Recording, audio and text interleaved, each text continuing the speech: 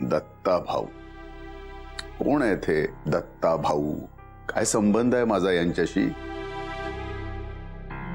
असं एका अनोळखी माणसाकडून पैसे घेणं नाही पटत. Not fair Isha. I am sorry. मला प्लीज माफ करा. I am really sorry.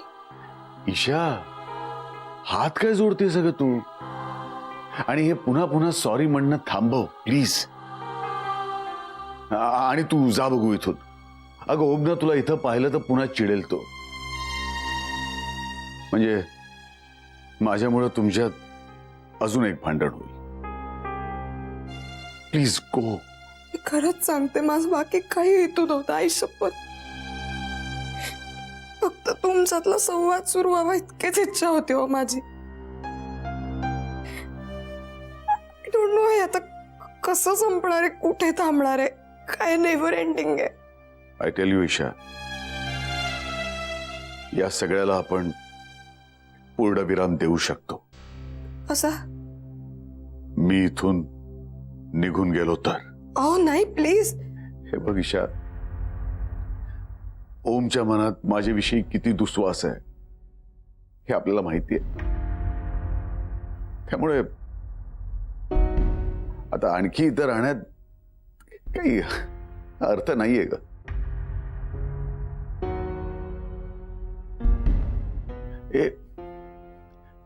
Isha please please तू रडू नकोस ग. प्लीज नको ना रडूस. अगं इनफॅक्ट ओम म्हणतोय ते बरोबर आहे. मी इथनं गेलो ना तर तुमच्यात कधी भांडणच होणार नाही. आणि तुम्ही दोघं लग्न करून सुखी व्हा. अगं आणि मी तिकडे US ला गेलो म्हणून काय झालं? माझे आशीर्वाद तर सतत असतील ना तुमच्या बरोबर. असं लग्नच नाही होणार मग.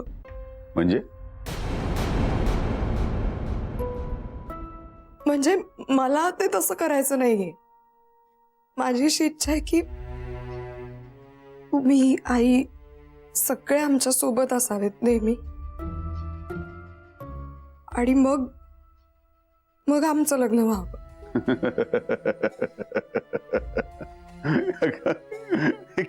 ईशा अगं किती किती खोटा आशावाद आहे हा. आय टेल यू, या अशा खोट्या आशावादानं काही होत नाही.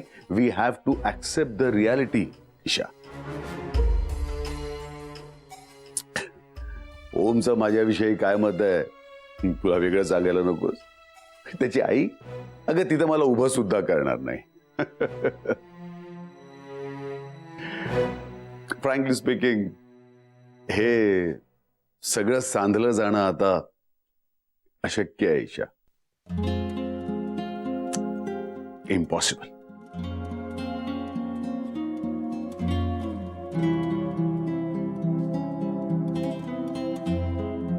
मी नाही करत तुमचा दुस्वास.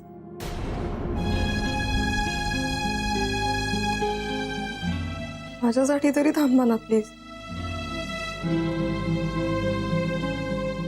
पण मी प्रॉमिस करते तुम्हाला, ओम ओम असा नाही वागणार परत तुमच्याशी कधीच.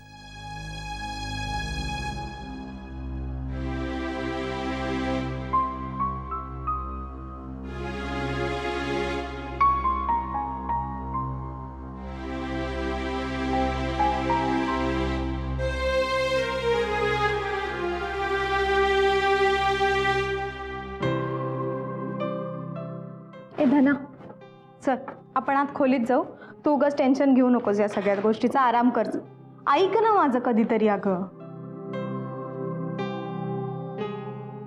ईशा, काय चाललंय? दादाला श्वास लागला होता. हे सगळं काय चाललंय ते कळतच नाहीये. श्वास लागेल नाही तर काय होईल काका? हा कसं बोलतोय त्यांच्याशी, काय वागतोय हा? मला तर काही कळतच नाही आता. आणि प्लीज एक मिनिट, तुम्ही मला ते तुमचं पुराण परत नका सांगू. मला माहितीये, मला आता पाठ झालंय ओमचे बाबा सगळ्यांची कसे वागले होते ते. चाललंय हे सगळं? म्हणजे जगाला भूतकाळात रमू नका, भूतकाळात रमू नका असं सांगणार ओम स्वतः तेच करतोय ना. सूड घ्यायचा म्हणजे तरी किती घ्यायचा एखाद्या माणसाने? का मेलेल्या माणसाच्या अंगात परत परत हत्यार खुपसत राहायचं आपण? हे अशक्य आहे. ईशाबाईंनी ओमदादा शांत झाले ना की मग आपण बोलूया ना त्यांच्याशी. किती महिने आहात तुम्ही या घरात? किती महिने आहात? आत्ता ना घरातल्या कुणीही मोजून 1 मिनिट बोलून दाखवावं मला त्याच्याशी. का निगेटिव्ह वागतोय तो, काहीच ऐकून घेत नाही तो. ठीक आहे, आता मीच जाऊन बोलतो त्याच्याशी. नाही नको प्लीज, कारण तुम्हालाही तो खरंच काहीही वाटेल ते बोलेल. आणि आणखी भडकला तर मग पूर्णच हाताबाहेर जातील गोष्टी. नाही, हे प्रकरण खरंच अति होत चाललंय आता. काहीतरी सोक्षमोक्ष लावला पाहिजे. ओमदादाला किती त्रास होतो यार ह्याचा, मला नाही सहन होत.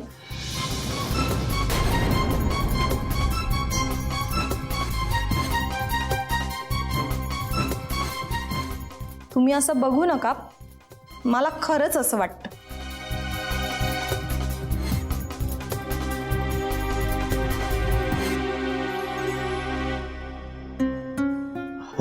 तिच्याकडे नका लक्ष देऊ तुम्ही. मला असं वाटतं की आपण दत्ताभाऊनच त्याच्याशी बोलायला सांगावं. त्यांच्याशी नीट बोलेल तो. मी आले.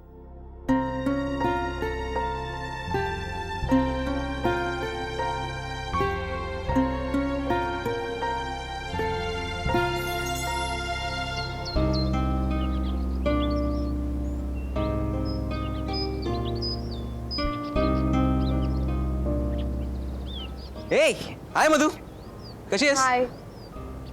सर आहेत का? कोण सर?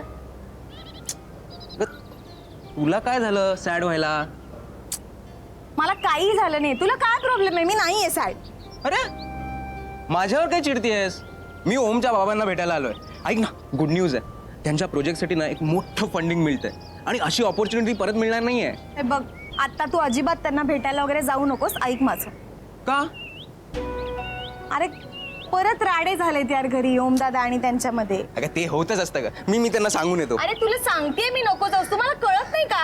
असे का असतं तुम्ही सायंटिस्ट लोक? अख्खं घर डिस्टर्ब झालंय त्या सगळ्या प्रकारामुळे. आता काही भेटायला जाऊ नकोस तू त्यांना.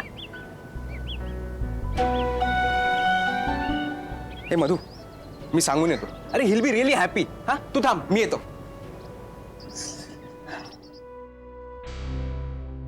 मे I come in sir?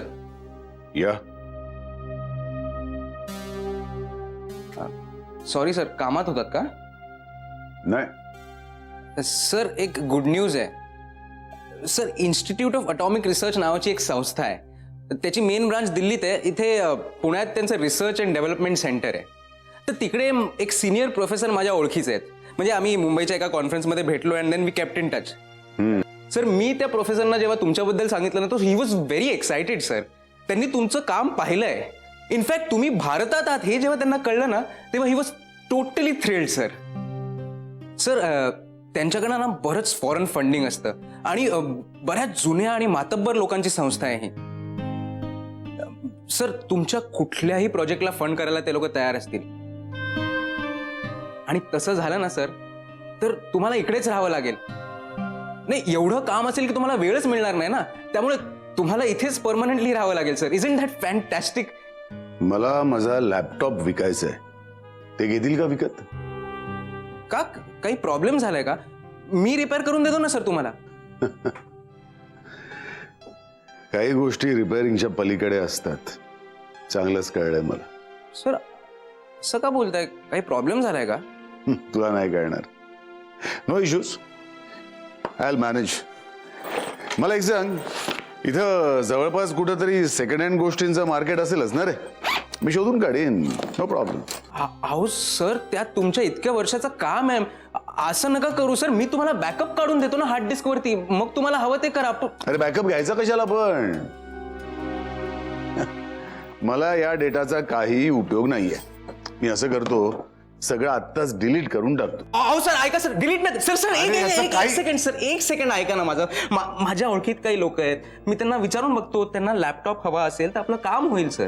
Sir delete नका करू ना please please. Okay, but I need 50,000 cash. Yes, 50,000 cash. येतो. सर डिलीट नका करू प्लीज.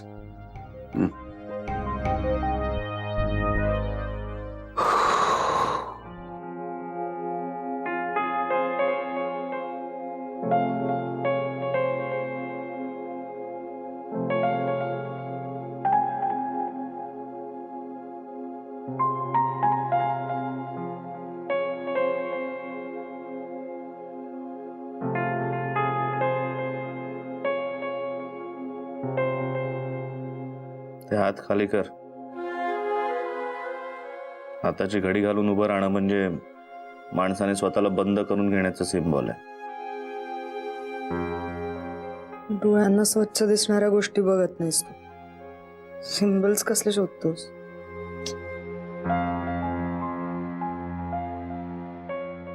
तुझं बोलणं ना मला आता त्या जिब्रिश भाषेतलं वाटायला लागलंय. अर्थहीन बडबड. ते इन्स्टलेशन आर्ट असतं ना, त्यात फॉरेनचे आर्टिस्ट तेच तेच करत राहतात आणि मग समोर पाहणाऱ्यांनी मात्र ना वेगवेगळे अर्थ लावायचे असतात. ते तसं चाललंय आपलं. Correct, same. उम्या, ही पैशांची काय भांगड आहे? कसले पैसे द्यायचे तुझ्या बाबांनी आणि कोणाला द्यायचे?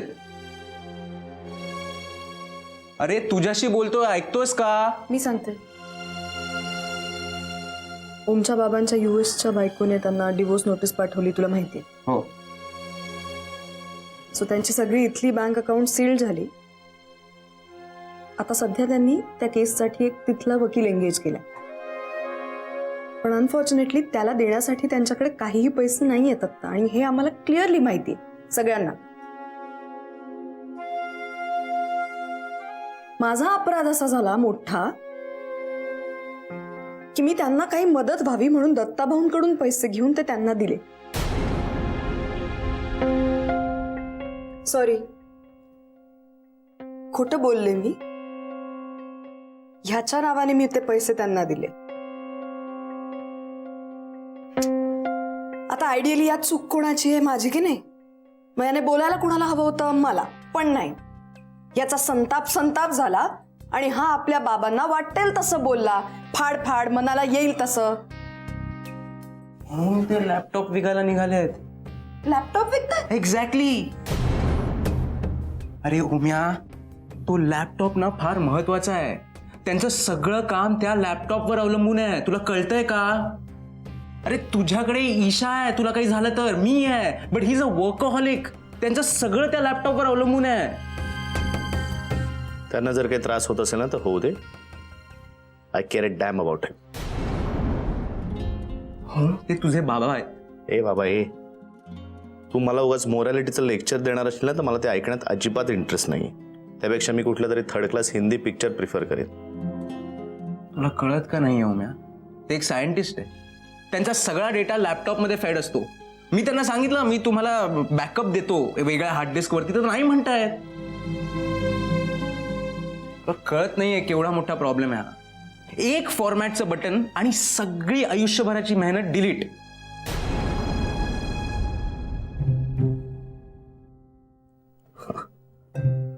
सोपं आहे नाही,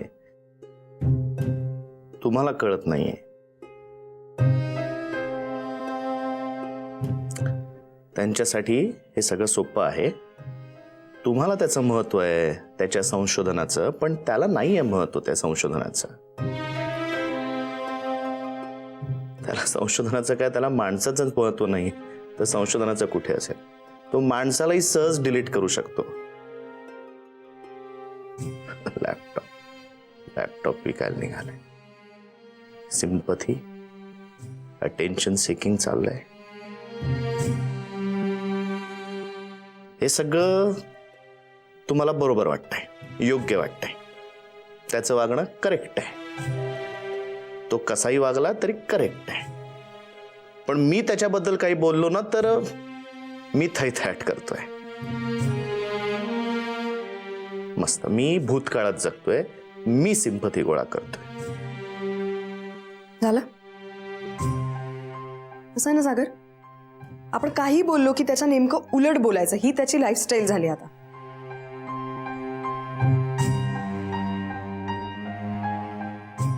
ऐक ना, आम्ही सांगतोय त्याला काहीतरी पॉइंट असेल ना, का उगाच बोलतोय आम्ही? तुलाही कळतंय तुझं चुकतंय आणि त्याचा तुला जास्त त्रास होतोय, पण तू ते मान्य करत नाहीस. बघ ना जरा कशी डार्क सर्कल्स झाली आहेत. किती स्ट्रेस्ड आहेस तू. असं नव्हतास तू ओम. काही झालं तरी मी माझ्या बापाच्या पायाखाली लोटांगण घालणार नाही.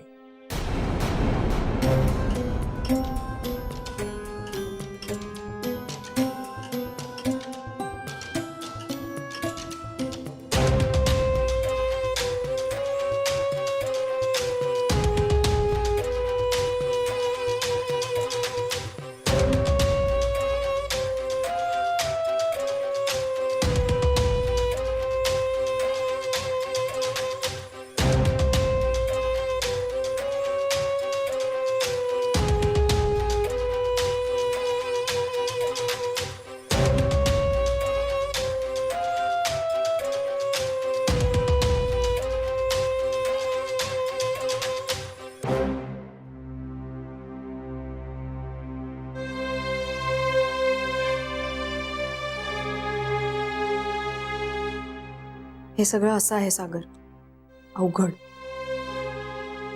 माझं तर डोकंच चालत नाही. अरे नाही, मला कळतंय तुला काय वाटत असेल ते. करायचं काय या सगळ्याचं? Where is the end? कुठे थांबणार आहे हे सगळं?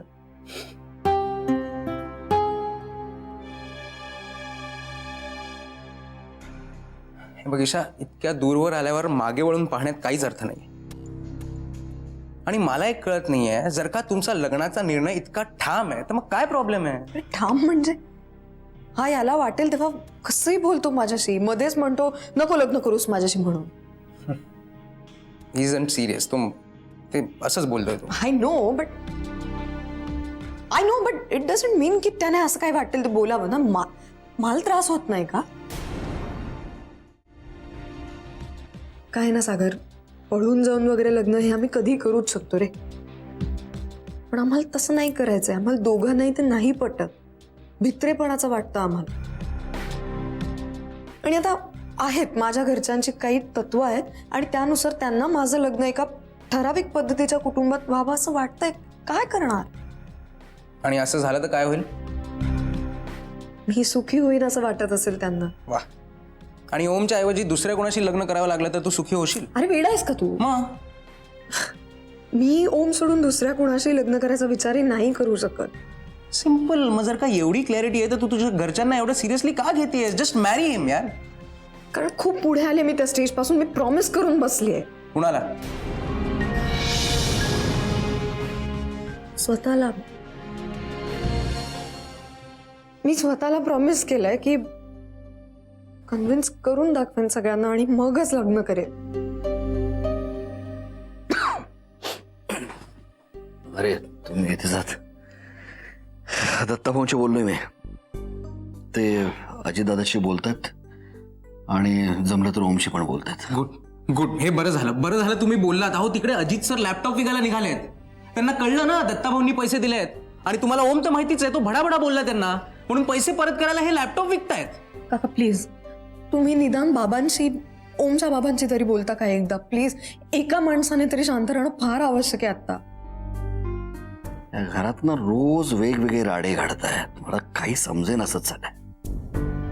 नाही तुम्ही टेन्शन नका घेऊ. मी प्रयत्न करतो बोलायचा. एकदा याच्याशी बोला, एकदा त्याच्याशी बोला. हॅलो.